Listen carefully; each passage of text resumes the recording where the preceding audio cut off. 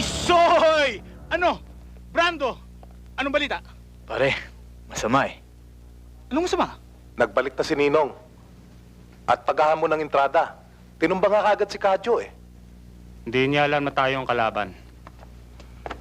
At hindi ang 4 na alas. Teka. Kung si Kadyo tinumba na, hindi na 4 na alas yun. 4 na todas na dahil wala na eh. Pero, huwag tayong pakakasiguro. Dahil baka matunugan ni Ninong, nakasabwa tayo ni Kadyo. Tsak, bebeltahan tayo nun. Kailangan mag-boy scout tayo. Laging handa. Siya ang kailangan maganda. Dahil uunahan natin siya. Teka. Huwag tayong padalos-dalos. Mahirap pasukin ang teritoryo niya. Tapos na ang panahon ng mga kilabot tulad ni Ninong.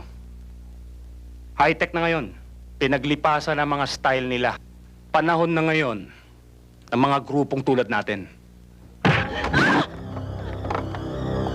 Isusumbong kita kay Ninong! Wala na si Ninong. Tapos na si Ninong!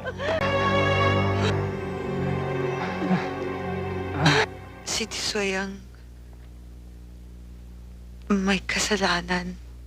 Nagalit siya nang sintahin ko sa nangyari.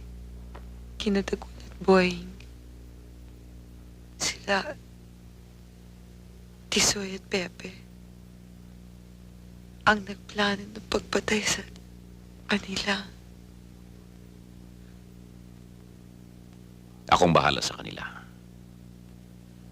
Patong-patong na atraso nila sa akin. Umaapaw na. Ninong, mag-iingat ka. Naghuhuramentado na si Tisoy. Hindi ko akalain na magagawa niya ito sa akin. Tama na, Rosie. Magpahinga ka na, ha? Magpalakas ka. Pagaling mo, Rosie. Magbabakasyon tayo. Kahit saan mo gusto. Kung gusto mo, dalawin natin yung mga ingkong mo sa Bicol. Wala tayong gagawin doon kundi mamasyal. Kumain ng buko. At tuwing gabi, magdamag tayong mag-uugoy-ugoy.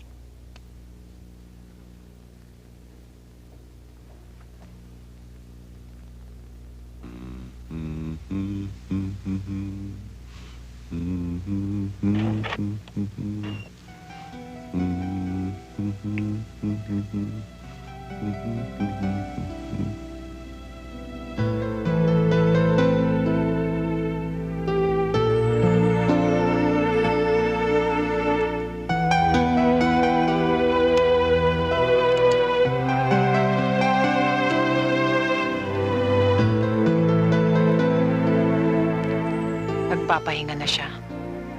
Pwede na siguro tayong umuwi.